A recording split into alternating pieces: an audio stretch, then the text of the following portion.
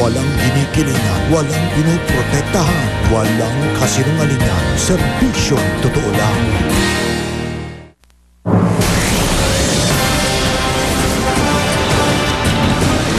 Rally ng mga militante sa harap ng US Embassy.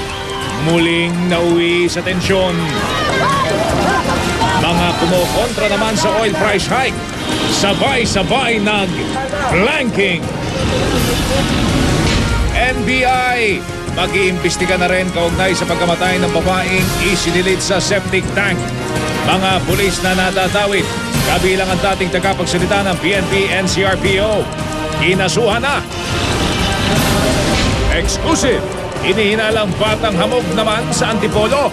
Binugbog ng jeepney driver matapos itong tangayin umano ang kita niya sa pasada. Biktima, dumulog sa CHR. Aktwal na puwa sa CCTV. Batang hamog, pinagbabato ang isang taxi driver sa bahagi ng EDSA Guadalupe. Dalawang suspect sa pag-hold up at pagpatay sa UP Los Baños student na si Ray Peñaranda. Pinoprotektahan umano ng mga kaanak ng opisyal ng barangay. Nagsilbing lookout. Itinitalye ang nangyari. High school student na hinalay at pinatay sa labas din ng UP Los Baños. Inilibing na. Sa kanyang kauna-unahang live television interview mula nang magsimula ang impeachment trial, Chief Justice Renato Corona, inaming winidraw ang milyong-milyong pisong halaga mula sa kanyang account sa PS Bank noong araw na ma-impeach dahil nawalan na raw siya ng tiwala sa bangko. Dalawang kapwa maestrado, pinatikos, pati issue sa umunay anak sa labas. Sinagot, may bahay ni Corona, sasalang bilang testigo ng depensa. Mga patok na pasyalan sa lalawigan ngayong tag-init. Alamin. Grace Lee, iiwan na ang ganyang programa sa radyo. Bakit kaya? At Carla Abellan at Sara Labati, mga bagong leading lady ni Richard Gutierrez.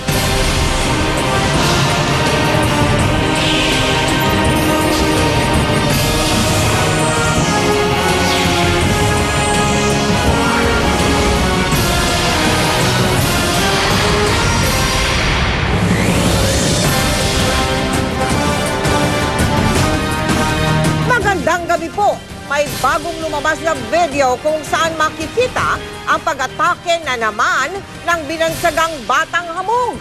Nangyari sa bahagi ng EDSA Guadalupe ang pambabato ng bata sa naghahabol na taxi driver. Aminado ang MMDA na madalas sila makatanggap ng mga reklamo laban sa mga tinaguriang batang hamog bukod sa pagbubukas ng kotse.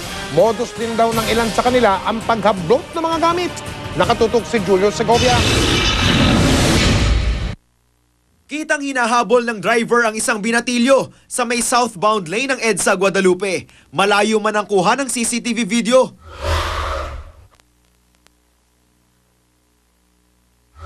Ang taksing minamaneho niya, pansamantala munang ipinarada. Yung taxi tumigil at bumaba yung driver. Meron kaming napansin na hinahabol na yung driver yung batang hamog. Pero hindi inabutan ng driver ang binatilyo na tinatawag ding batang hamog matapos itong umakyat sa bakod ng riles ng tren. Dito na pinagbabato ng batang hamog ang taxi driver.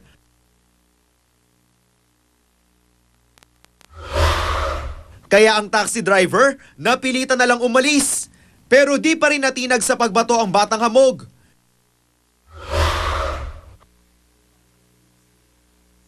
Di nito tinigilan ng driver habang naglalakad dito palayo.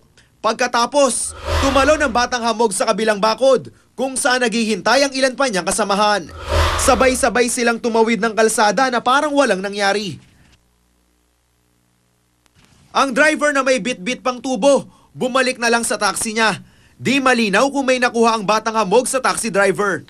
Base sa aming video na hindi malinaw kung meron nakuha yung mga batang hamog. Actually, nung tumawid naman sila sa MRT at nakita naman natin sila na wala naman silang hawak na kung anumang bagay. Ayon sa MMDA, Hindi raw natatapos ang araw na wala silang natatanggap na sumbong tungkol sa mga batang hamog. Bukod sa bukas kotse, modus din daw ng mga ito ng mga hablot ng mga gamit mula sa mga pedestrian sa EDSA.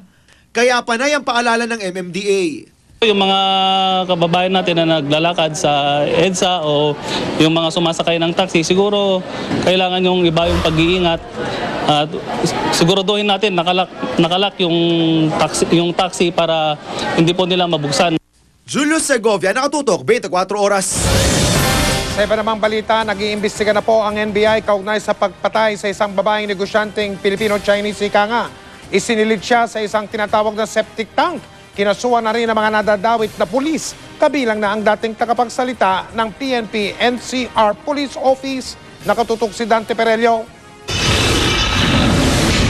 February 23 nang matagpuan ang katawan ng isang babae na inihulog sa isang septic tank. Nakita ito sa isang inabandonang warehouse sa San Pedro, Laguna. Kinilala ang bangkay bilang si Lea Angeles Nang, ang Filipino-Chinese businesswoman na napaulat na nawawala noon pang January 20.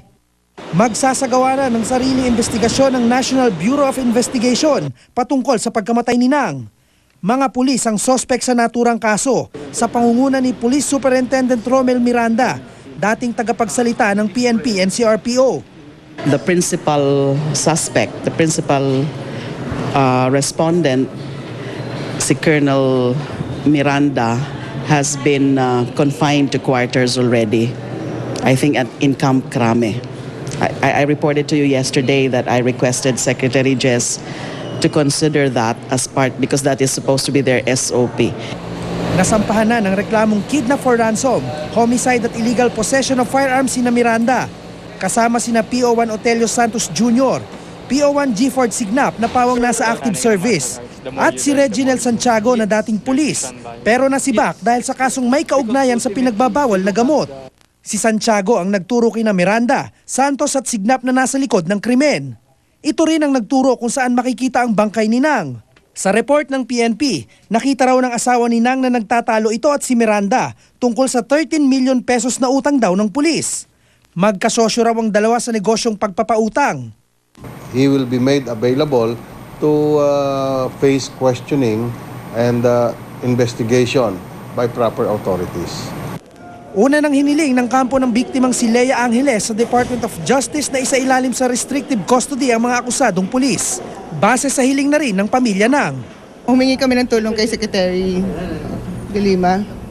Kasi yung mga respondent dito, mga pulis eh. So natatakot kami sa safety ng aming mga client, no? Yung complainant. Wala pang pahayag si Miranda hanggang ngayon. Ilang beses namin siyang tinawagan pero di niya sinasagot ang mga tawag at text namin. Dante Perello, Nakatutok, 24 Oras.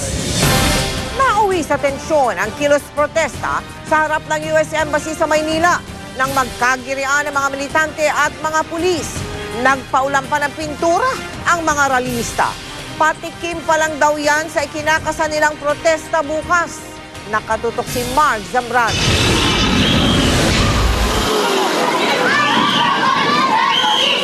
Bitbit ang kanilang mga placard, tinangka ng grupong Gabriela na batuhin ng mga pulang pintura ang harap ng US Embassy.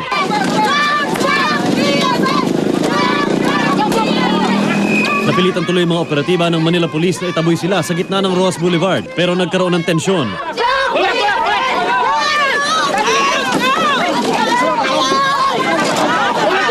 Nakipagtulakan na rin ang ilang relista.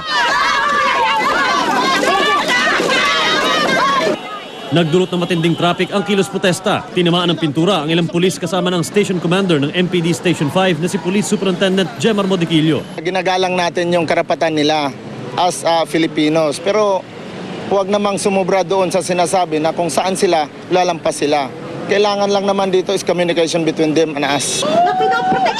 Ayon sa Gabriela, nakikiisa sila sa protesta laban sa pakikialam daw ng Amerika sa military at economic affairs ng Pilipinas. Mas marami daw dapat tutukan si Pangulong Noynoy Aquino. Ito ay simbolikong pagkilos ng kababaihan upang iprotesta ang patuloy na pakikialam, patuloy na interbensyon sa ekonomiya at politiko-militar ng gobyernong Amerika sa ating bayan na nagdudulot ng ibayong krisis at banta sa kaligtasan sa mamamayang Pilipino. Bukas ay magkakaroon ng malakihang kilos protesta ang grupo bilang paggunita sa International Women's Day.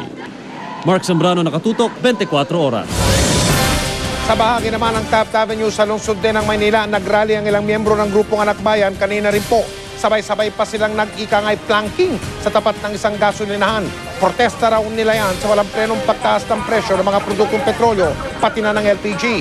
Sinisisi nila ang umano'y kakulangan ng aksyon ng gobyerno kontra sa pagtaas ng presyo ng mga produktong petrolyo. Una nang iginiit ng Malacanang na patuloy nilang tinututukan ang galaw ng presyo ng petrolyo. Ang mga kumpanya ng langis naman ay dinadahilan ang mataas na presyo ng krudo sa pandaigdigang pamilihan. Overpricing ng langis. At ayon sa aming pag-aaral, merong 9 pesos na overpricing sa gasolina. Pero kahit hindi buksan ng libro ng tatlong malalaking kumpanya ng langis, kitang-kita naman. Kahit tanungin mo ang simpleng mamamayang Pilipino, alam nilang may overpricing.